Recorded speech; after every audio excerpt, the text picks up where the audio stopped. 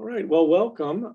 Today I want to provide a little bit of background on the National Science Foundation's Graduate Research Fellowship Program.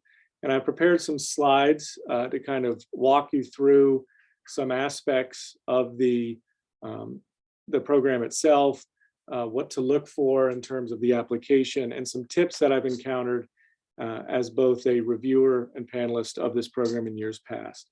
So my name is Zachary Tonzetich. I'm a faculty member at the Department of Chemistry. I'm also a GRFP recipient from many years ago. The application's changed in a lot of ways since I first applied, but as I mentioned, I have served on the review panel several times in the last 10 years.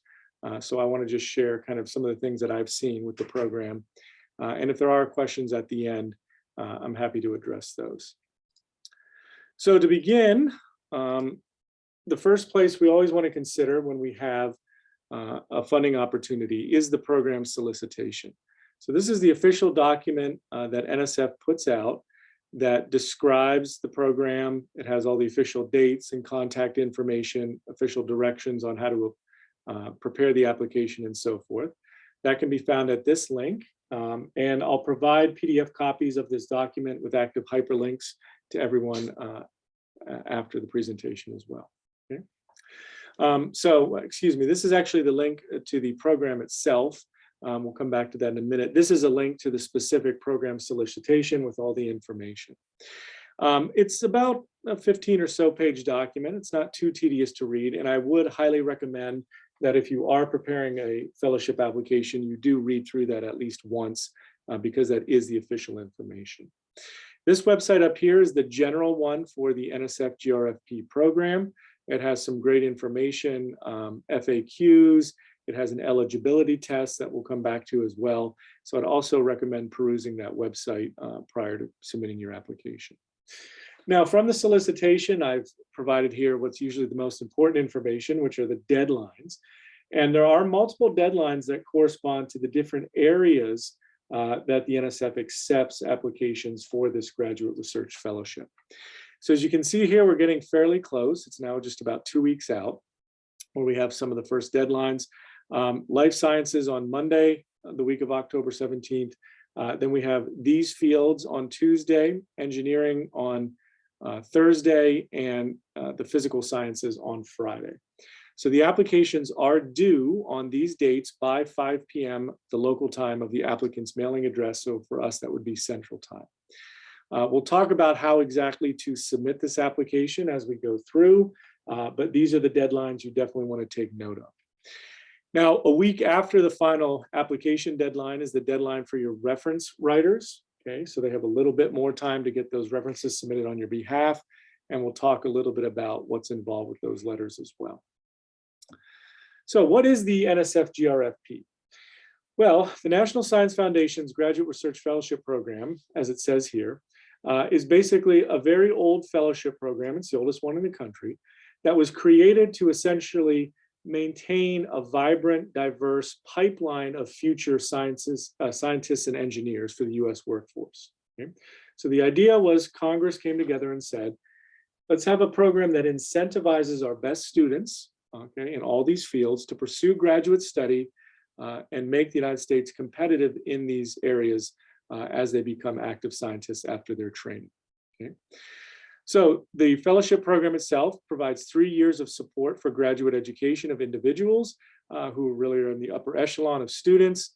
And more than just the financial support, this fellowship is really regarded as, one of the best kind of recognitions that a student can get. And if you go to that website for the GRFP, it will list all these Nobel Prize winners who've received this fellowship and other well-known individuals and so forth. So it's a very prestigious program, and it's one that sets many of the recipients off to a very good career. Now, to the specifics of the program, the 3 years of support entails up to $147,000. Of that, $37,000 a year is provided to the recipient in terms of a stipend. Now, UTSA's allotment for graduate research or teaching stipends is probably less than this. It varies department to department, but I don't think there's any that are quite this high. So this is a higher than normal stipend that you would receive, and this is true probably at most universities. I can only speak for chemistry, but this is one of the incentives of the program. In addition to that, it provides a $12,000 cost of education allowance. This will provide for tuition and fees, or maybe medical insurance. This goes right to the program, not to the recipient. Okay? And in addition to these things and the prestige that's attached to this, what the fellowship also will allow you to do as a graduate student is to have some greater research flexibility. Okay? Typically, when students in PhD programs are working under the guidance of a supervising professor, most of the research is supported by an external grant or perhaps contract, and that will have much more specific deliverables or goals associated with it, and consequently, the student's research is going to be aligned with those goals. What the GRFP will allow you to do, if you receive one, is to bring some more flexibility in terms of exploring maybe some of your own interests or own ideas in a given field as you're conducting your dissertation research. In addition to that, it's certainly going to provide a release of potential teaching responsibilities you might have that will allow you to focus more on research. And it will make you very attractive to prospective research advisors. So if you enter a PhD program, be it here or somewhere else, and there may be some competition to join certain research groups, having one of these fellowships will make you immediately attractive to a given investigator. Now, the other information that I'll put out is who you can contact at the Graduate Research Fellowship Program.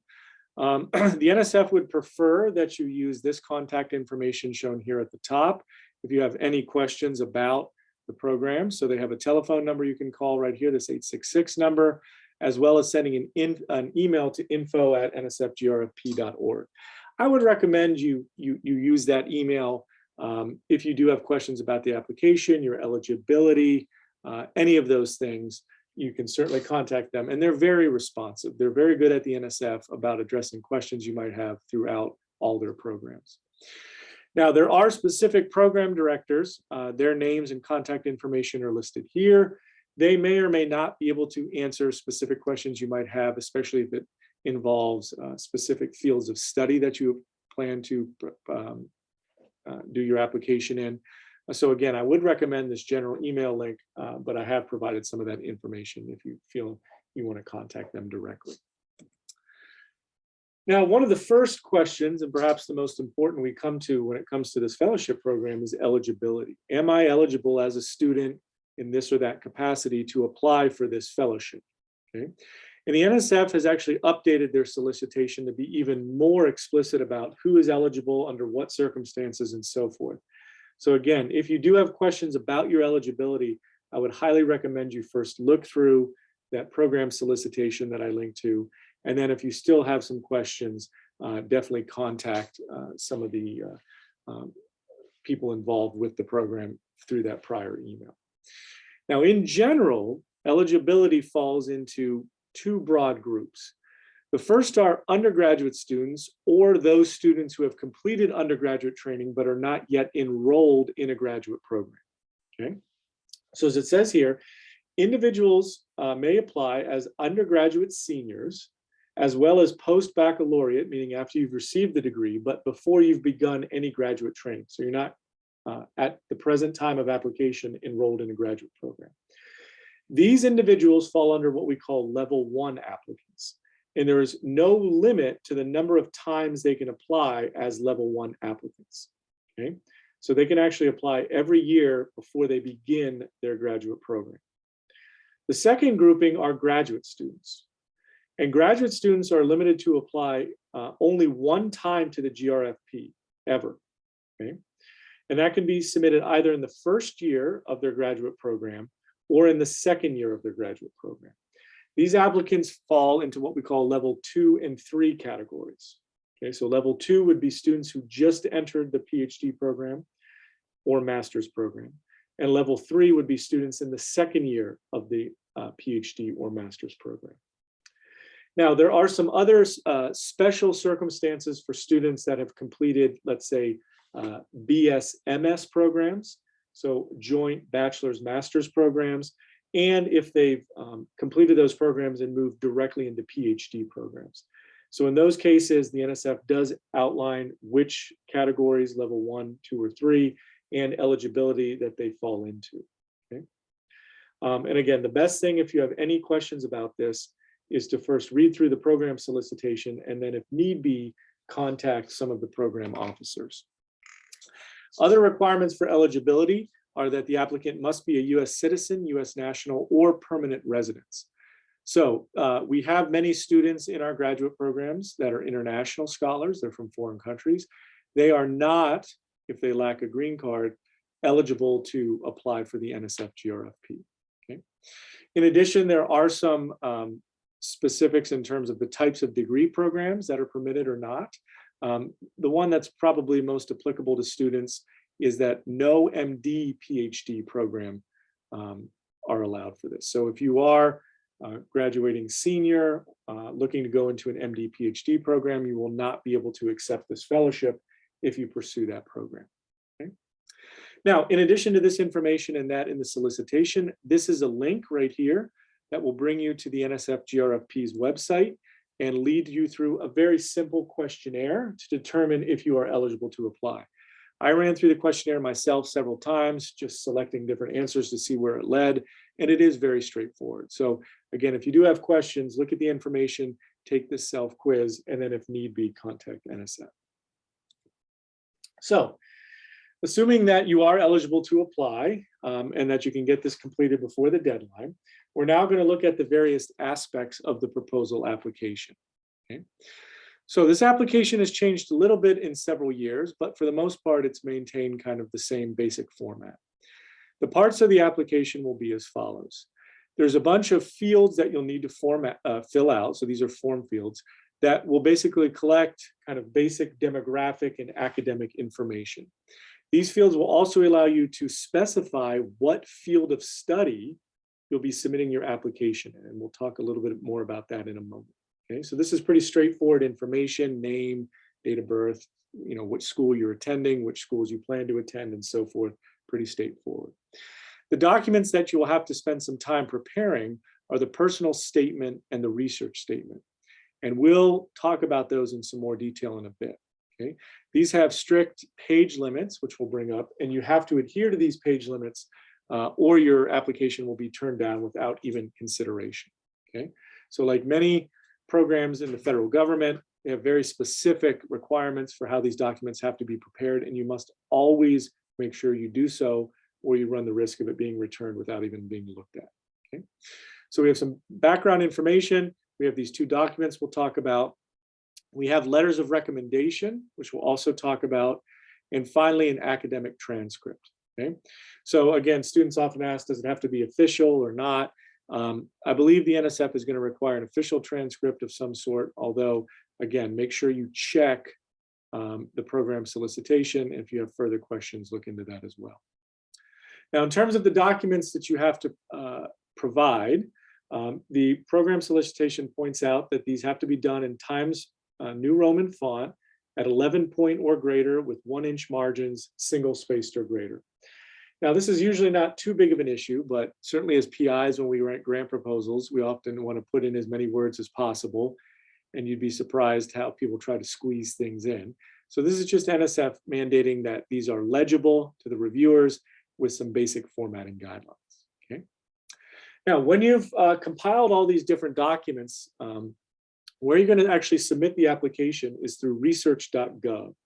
This is a website for proposal submission and review created by the NSF. It's actually very straightforward to use. Okay, my apologies. And it's located at this link. Okay, this is a hyperlink, so maybe we'll just click on that.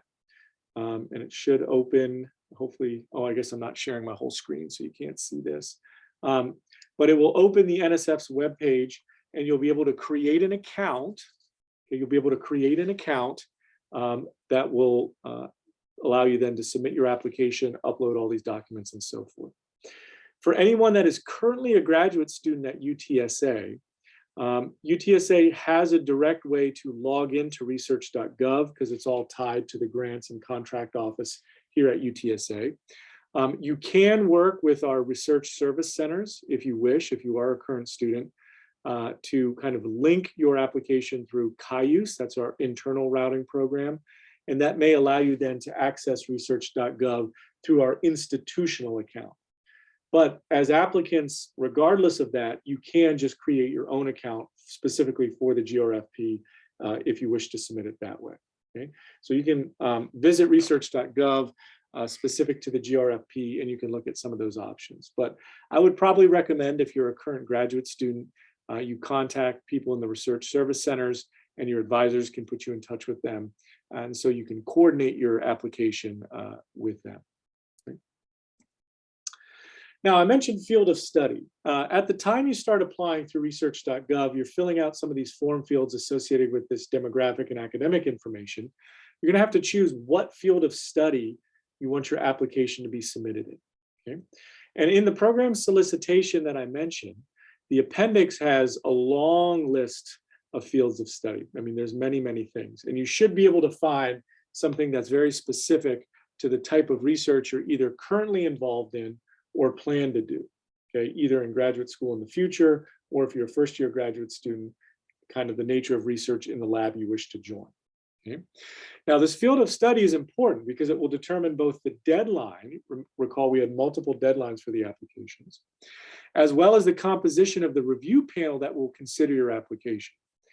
And like many proposals, you always want to match your science, that is your field of science, to the expertise that the reviewers have. So for instance, I'm a chemist. I would prefer chemists, and in fact, chemists in my specific field of chemistry, to consider my grant proposals as opposed to someone who has much less expertise in chemistry, okay? Because they may not be able to appreciate what I'm doing or understand what I'm doing. So as you select your field of study, make sure it overlaps very well with your intended research. Now, as I mentioned, in the appendix, there's a very long list of fields of study. These all fall under the categories of major fields of study, which I've reproduced here. And these simply match those that I showed you before, corresponding to the various deadlines. So we have we have chemistry, computer and information science and engineering, engineering kind of broadly defined, geosciences, life sciences, so that would be many of the biological fields, materials research, mathematical sciences, physics and astronomy, psychology, and social sciences, okay? And I've left one out here, I realize, my apologies. The other one is STEM education and instruction technology, okay? So there's a variety of fields, okay? These are both in the physical sciences, the life sciences, the social sciences, and engineering, as well as mathematics. So there's a lot to choose from, and under each of these, there'll be a lot of additional choices as well. So look through those and make sure at the time of application that you're really trying to pair your field of study with that corresponds to your science the best. Now, when it comes to the rest of the documents, especially the personal statement and the research plan, this is where it is important to take a moment to understand how the NSF is actually going to look at your application, how it's going to judge it, and what they're going to use to evaluate whether you may receive one of these fellowships. So the NSF review criteria, okay, basically boils down to two areas that the National Science Board has identified for all proposals. And this is true of both graduate research fellowships, regular kind of research grants, as well as very large program grants and centers that the NSF funds. And these two areas are intellectual merit and broader impacts. So all the people looking at your application are going to be looking for how do your documents and record as a student exemplify both intellectual merit and broader impacts. So first, maybe we can define what's meant by these two terms, at least by the NSF. Intellectual merit refers to how the proposed work, or in the case of fellowships, really how the candidate themselves demonstrates the potential to advance knowledge, okay, in the areas that are under NSF's purview. So this is mostly science, engineering, technology, mathematics, and some aspects of social sciences. Okay. The other criterion is broader impacts, and that's defined as how the proposed work, or again, candidate, demonstrates the potential to benefit society and contribute to the achievement of specific desired societal outcomes. Now, I'm going to talk on the next slide in more specifics about exactly what that means. But these are essentially the aspects that are not necessarily as technical to the application, so not the scientific ideas themselves, but some of the larger ranging impacts that either your science or you as the candidate may deliver in terms of your work. Now, another aspect of the application, and this applies to both the personal statement and the research statement that we'll talk about, that is somewhat new, is the fact that applicants must now include separate statements, or really what will amount to subheadings, in their documents that cover both intellectual and broader impact. Okay, so in the past, it was kind of up to the candidate to write these documents, both the research plan and the personal statement. But now NSF and all these applications want you to specifically articulate what is intellectual merit and what are broader impacts in both your personal statement and in your research plan. Okay, and I think the best way to do that is to simply put in bold as a subheading, intellectual merit and broader impacts. Okay, and as you can see here, these are now required, or your application will not be given full consideration. Okay, so you don't want to omit those sections from your documents. Now, in terms of broader impacts, this can sometimes be somewhat nebulous and difficult for first-time applicants and students to understand. And this is some language that NSF has provided regarding broader impacts to kind of help guide students and researchers as they prepare these proposals. So as it says here, broader impacts can be accomplished through the research itself. So the very nature of the research that's being done and some of what comes from that can be defined as broader impacts. Okay? Through the activities, through the activities that are directly related to specific projects, or through activities that are supported by but are not directly related but simply complementary to the project. So that is to say, the research itself doesn't necessarily have to account for all of the broader impacts, but projects that are alongside the research, maybe activities that you kind of branch off and do, that could be educational in nature and so forth, those can also count as broader impacts. Okay? And again, it's this idea that NSF wants to value not only the advancement of scientific knowledge, but other aspects of that work that contribute to the betterment of society. Okay, so they always say broader impacts, in that word broader means broadly defined. Okay, so these don't have to be necessarily direct outcomes of the research you have to point to, but they can be allied to some of the activities you're engaged in. Now, I think this is very useful. This is kind of a list of some outcomes that NSF provides. This is not the only things that define broader impacts, but these are ones that are often noted by people preparing applications. So as it shows here, things like full participation of women, persons with disabilities, and underrepresented minorities in science, technology, engineering, and mathematics. So by virtue of the work you're doing, if you can either kind of extend your work to increase the participation of these groups in science, or you have certain activities that incorporate these groups, that is certainly broader impacts. Improve STEM education and educator development. So the aspects of your work that relate to the education in STEM, that could be developing new course materials, that could be involving educators themselves in research activities or otherwise. These are broader impacts. Increased public scientific literacy and engagement.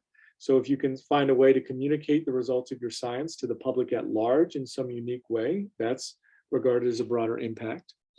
Improve well-being of individuals in society. This one you have to be a little bit careful. Okay, we can all, kind of in a very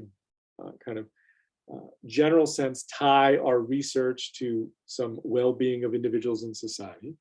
But we have to be careful here, and you'll notice in the fields of study that direct clinical type of research is not supported by NSF. NSF supports basic science. Okay? The National Institutes of Health support more clinical and patient-driven research. NSF will not fund research in a highly clinical setting. It has to have a basic science component. So if you're trying to sell some broader impacts in your proposal in terms of well-being, because they're going to lead to improved health outcomes, you have to be very careful, because that could lead you to run afoul of the types of work NSF actually accepts. Okay? And there's additional points here. These apply to all types of NSF grants, not just fellowship, so they're less probably applicable perhaps to some of what you may be looking at, but you can look through that list as well. By and large, when I've read through NSF GRFP proposals in the past, the broader impacts typically revolve around expanding participation of science to groups who are traditionally underrepresented, so that first bullet point, or creating kind of novel and improved ways of STEM education. Those tend to be the ways that applicants kind of address broader impacts. Okay. All right. Now, at this point, I want to move and talk in more detail about the personal statement itself. Okay, so NSF titles this Personal Relevant Background and Future Goals Statement. And they're asking kind of a lot from this statement, in my opinion, but it's also an opportunity for you as an applicant to basically hit a lot of the points that you want to communicate to the NSF regarding both intellectual merit and broader impact. Okay, so this document will be similar to ones you've probably prepared in some respects if you were applying to graduate programs, in that you want to give a little bit of a background of your own experiences, how they've motivated you to pursue research, graduate study, and ultimately how that's going to put you on your desired career path. Okay? But along the way, you want to make sure to address things you've done in the past that will show reviewers or give reviewers a sense of the intellectual merit of the proposal, meaning the intellectual merit of the candidate.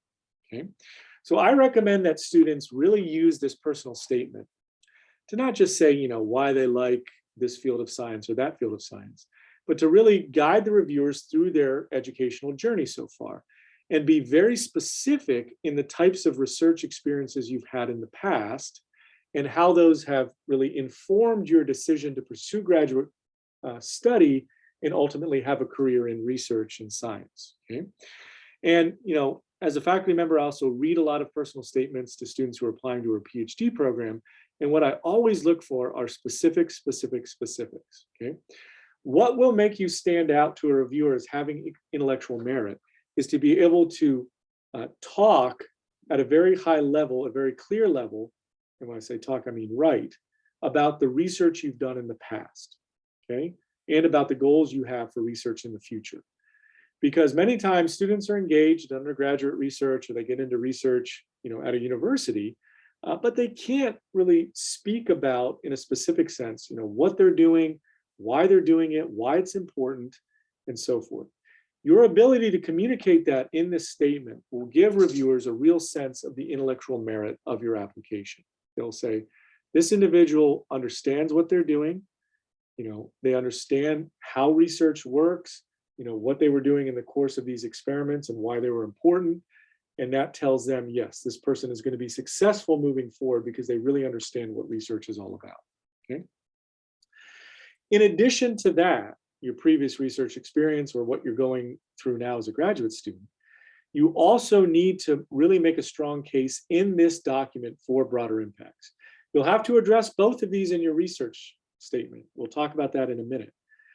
But you also really need to make sure that you talk about things you've done in the past, experiences you've had, and how those are going to allow you to really pursue broader impacts moving forward. Okay, so this can be a lot of experiences you want to draw on. Maybe you were, you know, a tutor at some point. Maybe you were a teaching assistant.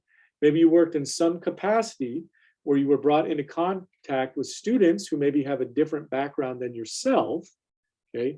And you were able to learn and appreciate why it's important to expand scientific opportunities to that group of people, okay?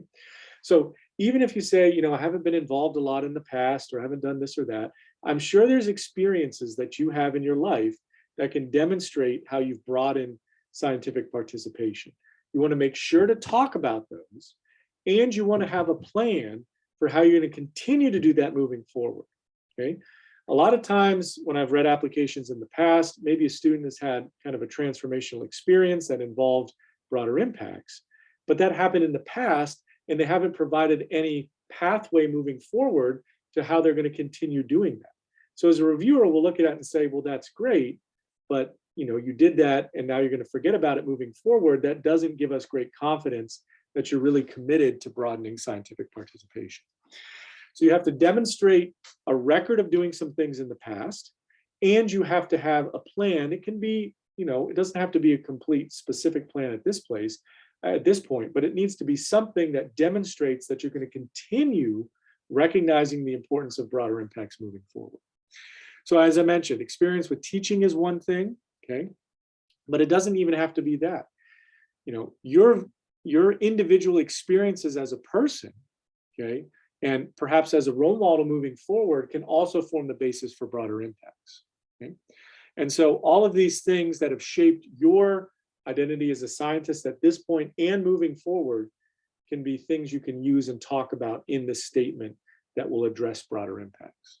Okay, and if there's some questions at the end, I can come back to this as well, because it can be a little bit difficult putting this together for the first time and really saying, okay, what constitutes broader impacts? What have I done? What can I do to make sure this looks strong? Now, in addition to the personal statement, the other document you'll have to prepare is the graduate research plan. This is limited to 2 pages, which includes any figures and references. Okay, so you may have references, you may have figures. That 2-page limit incorporates all of these. I wrote a letter for a student from our department a number of years ago who was applying for this fellowship. And unfortunately, in her application, the research plan ran over 2 pages just because of the references. That whole application was dismissed without review just because of this page limit overage. So again, you have to be very careful that you follow all the guidelines. Now, the research plan is actually a mini proposal. Okay, it's only 2 pages, yes, but this is an opportunity for you to demonstrate that you can think through how a research project will take shape and then eventually be carried out. Okay, so in this plan, you're going to lay out your proposed research activities with some information about why you're pursuing them, okay, what the impact will be, and so on. And once again, you have to address both intellectual merit and broader impacts in this statement. Probably the majority of this document will simply be the intellectual merit. That will be the project itself, how you're going to do experiments related to this project and what you might expect to find. That will be intellectual merit. But you also need to comment on broader impacts. And this is an opportunity where you may expound upon how the findings of the research itself may have some positive benefits to society. Okay, I would recommend kind of tethering this aspect of the broader impacts in your research plan to the direct research aims. Okay, and if you have kind of more allied or complementary broader impacts, those you probably want to discuss in your personal statement.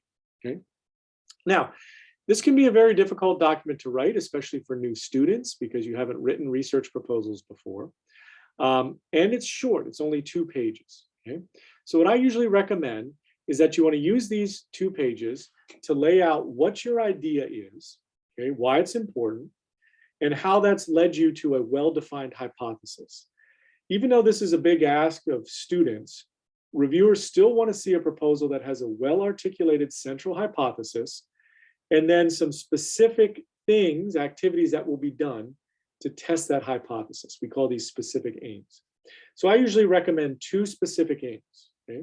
So central hypothesis, we believe this is the case because of this or that, and then how you're going to test that idea or that statement, that hypothesis, through a series of directed experiments. Okay? And that will be kind of the layout of your research plan. You may have an introductory paragraph where you kind of introduce the field that you're working in, maybe an outstanding problem in the field, and then what the hypothesis you have is to address that problem or question.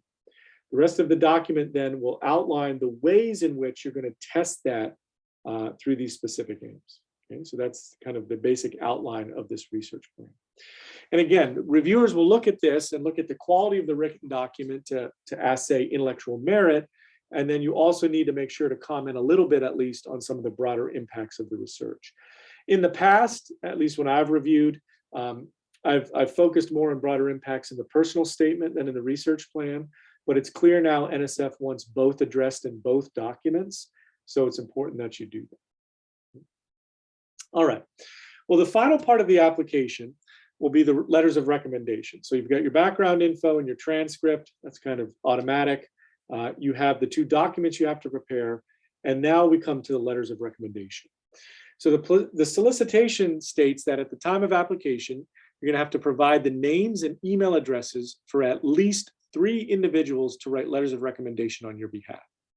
You can have up to 5 people write letters of recommendation, and you are required to have 2 letters at minimum submitted on your behalf for your application to be reviewed. Okay, but ideally, and by and large, you'll have 3 letter writers. Okay, you have to provide names and emails for 3 people.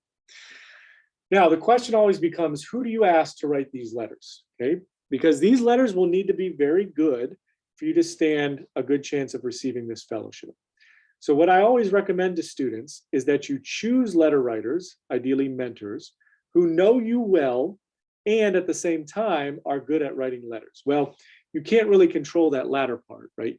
But if you do have experience or you know faculty members in the department, talk to your classmates, you may have a sense of whose recommendation could be really strong, okay? That's secondary to the first part of that sentence, which says choose people who know you well. The best letters are going to come from individuals who have a good sense of your capabilities, maybe what you've done in the past, and your potential in the future, okay? And this is usually going to be direct research mentors, so people you've done undergraduate research with, people you're doing graduate research with, members of your doctoral committee if you've gotten that far, and so forth, okay? In the absence of those individuals, faculty members that you've taken classes from could be an option, or other individuals associated with the university or other areas where you've done research, okay? So maybe a kind of a director of a laboratory that you've spent a summer doing research in and so forth, even if it's not associated with the university. These are people who can write strong letters of recommendation, okay? Now, to that second part about being a good letter writer, you can also help your recommendation writers by kind of coaching them on what they need to hit in the letter, okay? So as I say here, help them by explaining that they need to not only address your academic accomplishments, that's typically what we do in letters of recommendation, but also that idea of broader impacts. This is another way that you can reinforce to the reviewers how you not only meet high expectations of intellectual merit, but also broader impacts, okay? So you can have your letter writers also reflect on some of these activities you've done in the past or that you plan to do in the future that really demonstrate broader impacts, okay? And again, these letters are due on October 28th. So if you are planning to submit these applications, you need to, as in right now, today, make sure you start contacting those individuals who you think would make good letter writers or good recommenders for this application. And you should do so by emailing that person, explaining to them that you intend to apply for this application, including perhaps an updated CV so they can get a sense of what you've done in the past, even if they know you fairly well. And if they agree to write the letter, then you can respond and provide them when it's complete with both your personal statement and research statement so they get an even better sense of your application. And as I said here, you can also make sure you kind of ask them to highlight not only what you've accomplished maybe academically, but also in terms of broader impact, okay? All right, well, I'm almost finished. What I want to do in the last few slides is go over a little bit based on my insight as a prior reviewer, kind of what the review process looks like. I want to show you some examples of some comments I've provided, heavily redacted, to students in the past and what was a successful application and what was not. So historically, the funding rate for this fellowship has been pretty low because they're looking for just the best of the best. It's been around 12%. In my reading of the solicitation for this fiscal year, it states that the NSF expects to make 2,750 awards. This is a marked increase. The last time I was participating as a reviewer in this program, that target number was 1,600 awards, okay? That's now nearly doubled. And again, I don't know how many total applications they'll receive, but typically that number is around 15,000 or so. So that's going to put those percentage odds quite a bit higher than they've been in the recent past, okay? So that's a very, very promising sign, assuming that wasn't a typo in the program solicitation. Now, that being said, this is still a very prestigious award. It is very competitive, and even if you don't receive it, you may receive what's called honorable mention, which is still a great thing to add to your resume or CV. You don't get the fellowship, but it's a way of acknowledging a very good application, even if it didn't get awarded. Now, in terms of the review of these NSF GRFPs, these graduate research fellowships, it's a little bit different than how we would review a typical NSF research grant. So I've also served several times as a reviewer for regular NSF research grants, both ad hoc and in panels. And typically in those cases, you'll be assigned just a few proposals to read. For the GRFP program, the reviewers have a much larger number of proposals to evaluate, usually on the order of 30 or so, okay? And the panel itself, which is usually maybe only looking at, say, 20 or 25 applications for a normal research grant, is in charge of now over 200 applications. So there's a ton we're looking at, and there's a ton we have to get through. You will be guaranteed, if your proposal is reviewed, at least 3 people looking at it, okay? But you're going to be in a very large pool, okay? It's very different than a typical research grant, okay? What that means is you're going to have to stand out, okay, in this large field, and this field is going to be very talented individuals, right? You're competing against people at programs all across the country and so forth, okay? And for better or worse, because of the way this is done with a large number of applicants and a large number of proposals that have to be evaluated, what will often jump out to reviewers are these simple metrics. We don't like to define individuals by numbers, but when we have to read a lot of these proposals and rank these and evaluate these, things like GPA, things like number of presentations you've given at conferences, number of leadership positions you've held, number of awards you've received, perhaps number of publications you've done, those things will jump out, okay? The review is holistic. We are told, don't review these just on the quality of the science, review them on the applicant as a whole, right? Everything they've done, their potential moving forward.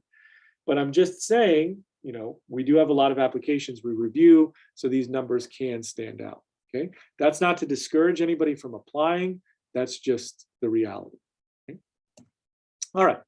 And I want to end here with some comments that I've written in the past to kind of demonstrate to you what a very successful application looks like in terms of how reviewers, or at least myself, has perceived it, and what a less successful, one that wasn't awarded, might look like. Okay, so this is pretty standard. What we do as reviewers is we evaluate, as I've told you already, both the intellectual merit and the broader impact of the application as a whole, okay? And we have to be specific in what we thought was good in terms of intellectual merit and broader impacts. And this information will be communicated to the applicant. So you will see these comments if you submit an application to the NSF GRFP, okay? So as you can see here, this was an example of a very highly scored application. We score on a scale out of 50. You will never see these numerical scores, but we score out of 50. That score is then kind of normalized to account for the fact that some reviewers score everybody high, some reviewers use the whole range, some reviewers score everybody low, and so forth. Okay, so it's actually a very effective system in my estimation. But for this applicant, I said the intellectual merit is very good. So the NSF has a couple signifiers that we use for the quality of the intellectual merit and the broader impact. You can score excellent, very good, good, fair, or poor, okay? So I said here, the intellectual merit is very good. The applicant has an exceptional academic record and a myriad of research experiences that place him or her in a position to succeed in graduate school, okay? The applicant's proposal aims to create, and then, I'm not going to share with you the specifics. And I say this proposal presents several specific aims designed to test the central goal. So some improvements to the proposal would be clear, such as an exposition of the central hypothesis. So we try to give some constructive criticism. The proposals are not as polished as somebody who's been, a researcher for decades, but we want to provide some constructive feedback to the applicant. But on the whole, this applicant had an excellent record, probably had high grades. They, participated in research before. And they had a pretty solid research plan, and therefore I scored them quite high. I didn't give them an excellent, but I gave them a very good. Now, in terms of broader impacts, I said they were excellent, okay? In the personal statement, the applicant clearly describes, okay, that's a big one for me, right? How clear the communication is. Their experiences at such and such university with the LSAMP program and how this participation led to measurable success, broadening educational access to underrepresented groups. So they were very specific, saying what they had done in the past, okay? Furthermore, the applicant expresses their desire to pursue an academic career with the goal of broadening educational access to underrepresented groups, okay? Excuse me, my phone's ringing. So again, it wasn't only the past that they had shown, but moving forward, what they were going to do to ensure that the broader impacts keep going, okay? And as it says here, as a member of such a group that is an underrepresented group than themselves, the applicant approaches this goal with a unique knowledge of the challenge and proffers a specific plan to address this goal in the future career. So they build on their own identity as a person from an underrepresented group. They share experiences they'd had in the past and how that had, led to success with student participants. And then they had a plan moving forward to continue with this commitment to broader impacts. And that's why they scored so highly here, okay? And so as I summarize here, this application is very strong in both intellectual merit and broader impacts. The applicant's research and teaching experiences form an excellent foundation for the scientific proposal. The letters of support are also strong. Okay, I evaluated those in terms of intellectual merit, and I ranked them very highly. And I think I went and checked, and this individual did receive an award. Okay. Now, on the flip side of that, we have an example of a lower score. Okay, and these are some of the critiques that come up with applications that are not scored as highly. So intellectual merit, I still rated it very good because these are all good applicants by and large. They have high grades, they've accomplished things. So we're not, we're not saying these people are terrible, these are great. It's really kind of separating very good students from exceptional students. Okay. So intellectual merit, very good. The intellectual merit is very good. The applicant does an exemplary job of summarizing their previous research experiences and clearly states how their choice of graduate program fits with their research goals and the science they intend to pursue. The proposal is original and builds off of some of their research experiences in that field. However, the proposal would benefit from a clear statement of the central hypothesis and a more systematic description of how it would be tested. So this is a common critique for students just because they don't have a lot of experience writing proposals. That is not what really doomed the application, though. It was really the broader impacts. Okay, you can see I only scored them fair. The applicant notes several examples of activities that they plan to pursue during their graduate career that increase public awareness of science. Okay. However, these activities are not particularly well developed, so there's a lack of specificity. And the applicant does not list any comparable activities during their undergraduate tenure that demonstrate prior experience with outreach. And therefore, that leads to less confidence, I'm just editorializing now, in moving forward. So what I recommend is that a specific demonstration of previous activities geared toward outreach and how these activities have shaped the applicant's view of science outreach would have significantly strengthened the broader impacts. Okay, so this is just some criticism, constructive criticism for them moving forward. Okay? And then, again, the summary statement kind of just hits on those points as well. I scored the student lower, okay, not terrible, but lower, and they were not awarded. Okay. All right, so I'm going to go ahead and stop the recording now.